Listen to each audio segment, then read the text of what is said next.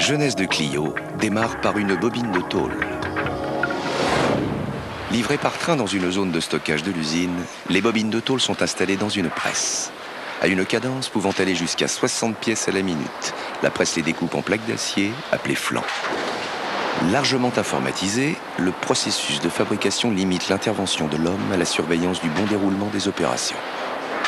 La production est régulée selon le système Kanban, une méthode d'organisation consistant à ne fabriquer que les pièces strictement nécessaires à la demande. Nous sommes loin du système de production des années 30.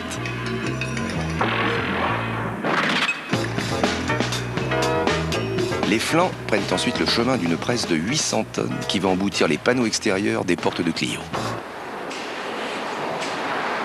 Là, les flancs reçoivent le relief d'une forme, appelée empreinte. Les tôles ainsi formées prennent le nom d'emboutis. Ceux-ci sont ensuite ajourés et détourés. Évacués, les surplus sont récupérés pour être recyclés et connaître une nouvelle vie. Réalisés simultanément, les emboutis des portes d'un même côté défilent sur la presse à un rythme accéléré.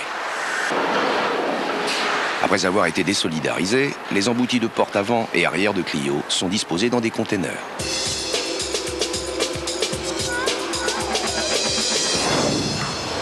Mais une porte ne se limite pas à son panneau extérieur. Elle est également constituée d'un caisson intérieur. Un processus similaire d'emboutissage prend donc place sur une autre ligne de presse pour les caissons intérieurs de Clio. Ici aussi, l'automatisme est au service de la grande série. En 6 opérations, les caissons de portières de Dauphine sont emboutis, 400 pièces à l'heure. Le contraste avec les process de fabrication utilisés dans les années 60 apparaît saisissant. On mesure les progrès accomplis depuis cette époque, aussi bien dans l'automatisation, qui a permis d'accroître la cadence d'emboutissage dans des proportions importantes, que dans les conditions de travail et de sécurité des opérateurs.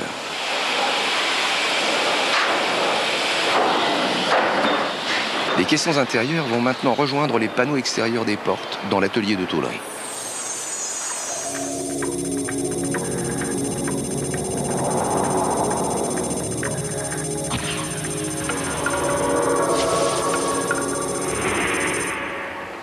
L'atelier de tôlerie assemble les emboutis afin de constituer la caisse de Clio.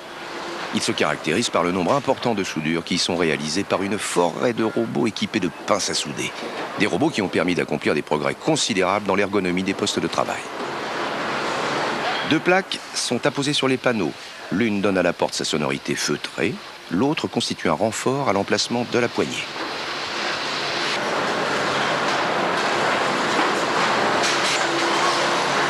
Un robot pose un cordon de mastic sur le périmètre du caisson intérieur. Une fois polymérisé, ce joint va permettre de rigidifier la structure de la porte assemblée.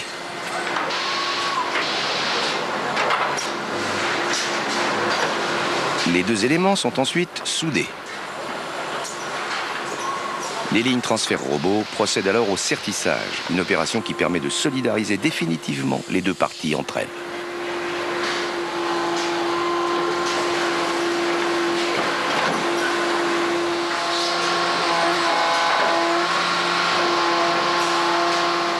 Placée sur un convoyeur à bande, la porte prend la direction du poste de soudure des charnons.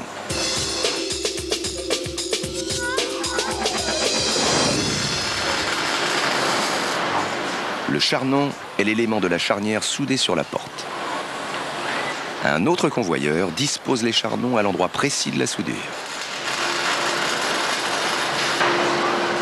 Un opérateur sort du flux une porte pour en contrôler la qualité. Ce geste témoigne du souci qui anime Renault d'améliorer sans cesse la qualité de ses véhicules. À ce stade est réalisé l'assemblage de la caisse par sa mise en géométrie et la soudure définitive des éléments qui la composent.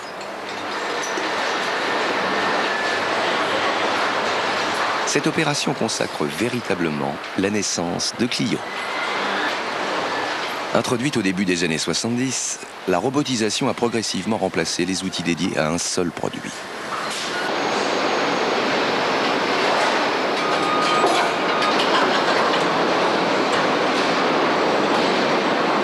Aujourd'hui, Les lignes capacitaires permettent d'assembler des modèles différents sur une même chaîne.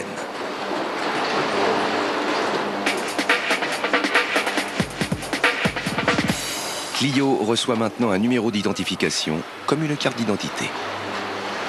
Portée sur une étiquette, celle-ci va suivre la voiture tout au long du processus de fabrication. La mise en place des portes sur la caisse est réalisée sur la ligne de ferrage. L'opération s'effectue à l'aide de gabarits de montage qui garantissent le centrage des portes, en assurent le positionnement précis et leur donnent l'affleurement nécessaire par rapport à la caisse.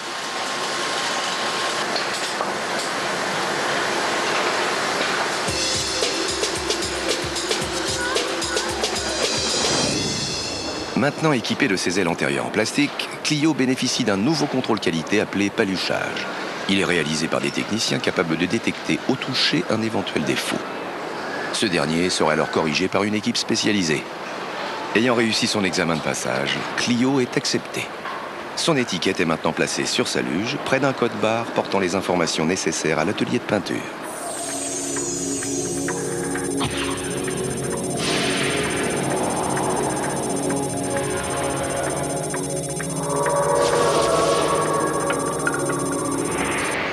Avant de recevoir ses couches de peinture, la caisse subit un long processus de préparation. La voiture est séparée de sa luge qui va suivre en sous-sol le même chemin que la caisse. Clio disparaît dans le tunnel de traitement de surface, une zone entièrement close où elle est immergée. Là, elle subit plusieurs bains de dégraissage, phosphatation et cataphorèse, qui assurent sa protection contre la corrosion.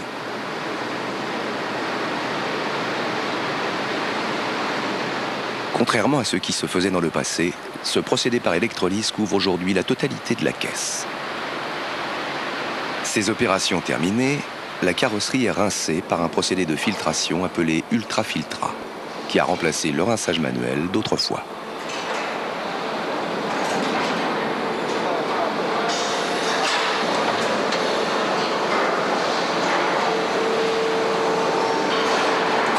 Après une première cuisson, la voiture retrouve sa luge.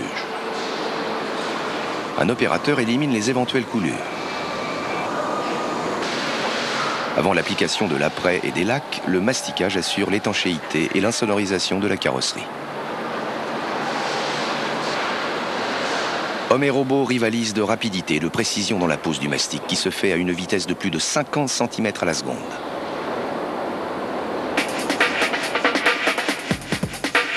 Les robots appliquent la protection anti-gravillonnage sur les bas de caisse. L'apprêt, apposé sur la carrosserie, a pour but d'assurer la bonne fixation de la peinture. Appliqué par des bols électrostatiques, il est cuit à 160 degrés.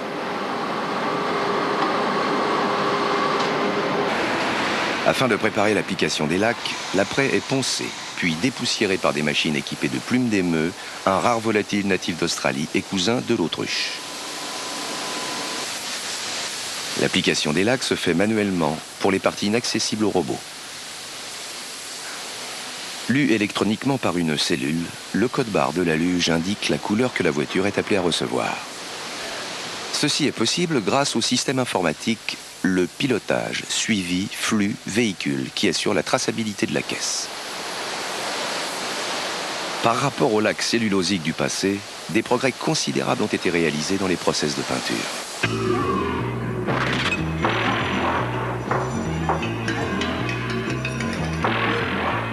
Aujourd'hui, les produits solventés, riches en composés organiques volatiles, tendent à être remplacés par des peintures hydrosolubles qui préservent l'environnement. L'extérieur des carrosseries est peint par des bols électrostatiques qui pulvérisent la peinture en fines gouttelettes, d'où une importante économie de produits. Une différence notoire par rapport au pistolet de jadis. À Flins, une carrosserie s'engage dans une cabine de peinture automatique pour recevoir l'une des 6 teintes de la gamme des couleurs Renault. Aujourd'hui, le choix peut aller jusqu'à 23 teintes de lac. Une couche supplémentaire est appliquée pour les peintures métallisées. Grâce au procédé électrostatique et à la ventilation du tunnel, 2 voitures de couleurs différentes peuvent se suivre sans que les peintures ne se mélangent. Dans un souci de protection de l'environnement, une rivière souterraine récupère les lacs non déposés sur la caisse. Ces peintures seront recyclées. Le détourage des portes est réalisé par l'homme, les robots ne pouvant effectuer ce travail de finition. Après avoir reçu une couche de vernis qui améliore l'aspect et la durabilité des lacs, Clio passe dans un tunnel de cuisson. À la sortie, elle subit un contrôle de qualité. Les opérateurs s'assurent que le lac ne présente aucun défaut. Chaque reflet est un contrôle. Acceptée, Clio est dirigée vers le tri-stock, où elle est encyclée, classée en fonction de ses caractéristiques. Le tri-stock réalise ainsi l'ordonnancement des véhicules conformément au film de fabrication, qui place les voitures selon les commandes des clients.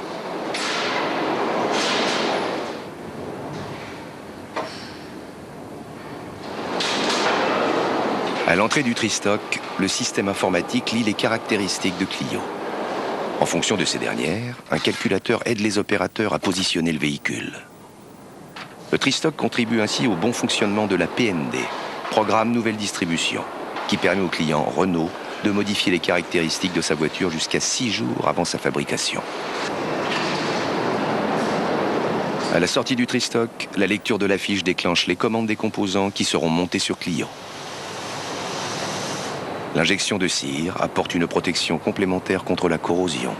Elle se fait dans les parties creuses de la voiture. Clio change de luge et arrive sur la chaîne de montage.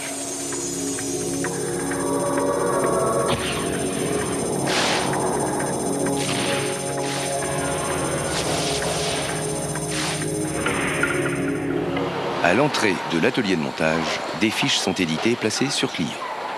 Ces documents permettent d'identifier les opérations à réaliser sur la ligne de montage. Quant au dossier de la voiture, il prend place dans la traverse avant. De manière à faciliter l'accès des robots à l'intérieur de l'habitacle, les portes sont retirées. L'opération se déroule en 2 temps, d'abord le côté droit, puis le côté gauche.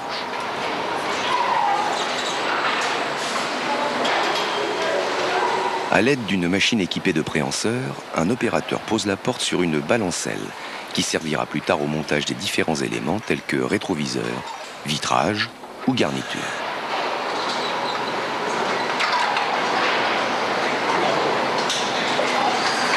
Les portes sont dirigées vers une chaîne spécifique pour être habillées, tandis que la caisse reçoit la planche de bord qui se présente sous la forme d'un sous-ensemble intégré entièrement prémonté.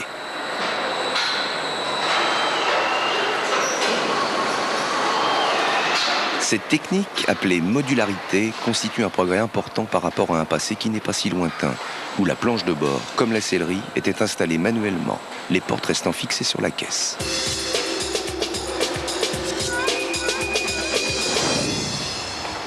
Alors que les diverses opérations de montage de Clio s'effectuent sur une chaîne parallèle, les portes arrivent maintenant sur leur ligne spécifique. L'arrivée des caisses contenant les éléments à monter est pilotée par le système logistique L3P mis en place par Renault pour l'approvisionnement des pièces en bord de chaîne. Celle-ci passe directement du centre de préparation au poste de travail sans stockage intermédiaire. Un cariste vérifie le niveau de stock des pièces en bord de ligne. Les composants sont mentionnés sur une étiquette positionnée sur le chariot qui maintient les portes. Là aussi, des progrès déterminants ont été réalisés. L'ergonomie des postes de travail a été étudiée pour éviter aux opérateurs des attitudes pénibles. Aujourd'hui, l'homme avance avec la chaîne et les tâches à exécuter se présentent à sa hauteur. Le montage des différents éléments d'habillage des portes est assuré par la même unité élémentaire de travail. Responsable d'un tronçon de chaîne, une unité élémentaire de travail est une équipe à taille humaine composée d'une 20aine d'opérateurs. Un robot pose un joint de colle servant à fixer la garniture de porte. Cette dernière est livrée par Vistéon.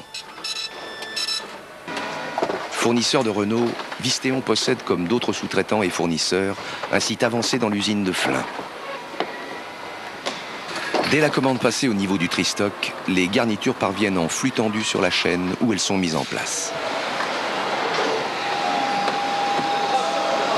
Après quoi, les opérateurs fixent les dernières pièces de finition. On est loin du temps où l'ouvrière de Billancourt procédait à l'habillage de la porte à l'aide d'instruments rudimentaires.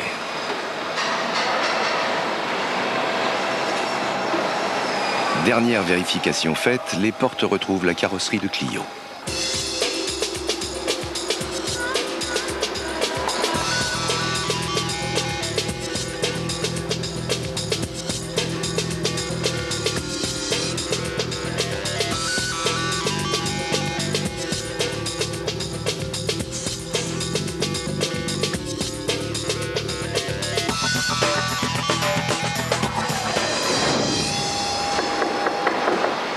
La voiture fait encore l'objet de plusieurs contrôles techniques, tels que le réglage de la gâche ou la vérification du bon affleurement de la porte avec la caisse. Avant de subir un dernier contrôle de qualité qui conditionne son acceptation définitive. Accepté. À Flins, une Clio sort ainsi de chaîne à chaque minute. Le montage proprement dit de la voiture a atteint son terme. Les opérations de mise à disposition du réseau commercial vont pouvoir commencer.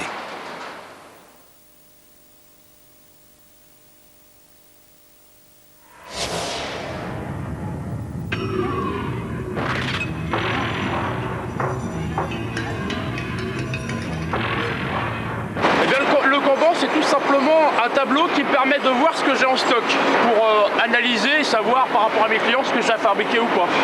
Comme par exemple là, je fabrique des 821, ce sont des portes gauche-droite X06, donc plus je vais faire de paquets de portes, plus je retourne dans le vert. Et une fois que j'aurai fini ma rafale, je passerai à la rafale d'après qui elle est dans le rouge, et ainsi de suite, pour pouvoir fournir mes clients en temps et en heure. Les pièces qui sont en vert, c'est que j'ai suffisamment de stock pour tenir plusieurs jours avant de les fabriquer. Et je peux aussi également voir la matière que j'ai en stock par rapport à la pièce que je vais fabriquer.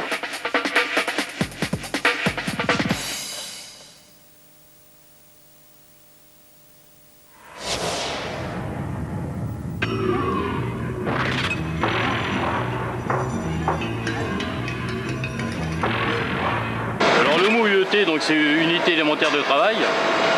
Donc c'est un groupe de personnes, 20-25 par UET, donc dirigé et managé par un chef d'unité, pour fournir la qualité de toutes les pièces et tout le process qui a monté dans le secteur de l'UET.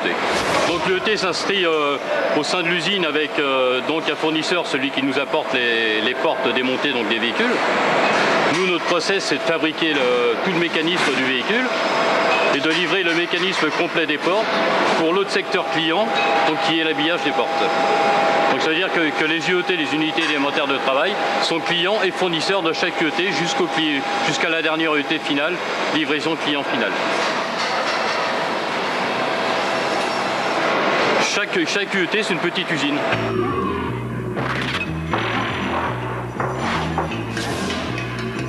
Chaque UET a un espace pour réunir tout son personnel.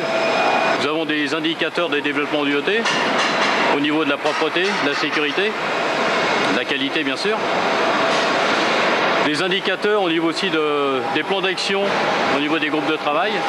Tout ça est géré par l'UET, donc par des monteurs qui font des audits, par des CE qui font des audits de process aussi, donc qui contrôlent le produit et la qualité. On ne contrôle pas que la qualité, on contrôle le produit qu'on nous fournit aussi. Donc dès qu'on rencontre des problèmes, donc on fait des réunions soit avec les opérateurs, donc par des groupes de travail, par 5-6 opérateurs, avec les analystes et bien sûr le chef d'unité, ou alors on fait des animations qualité sur l'ensemble de l'UET. On s'arrête 20 à 25 minutes et on explique donc aux membres de l'UET les problèmes qu'on rencontre et on fait un gros groupe de travail pour essayer de trouver des solutions.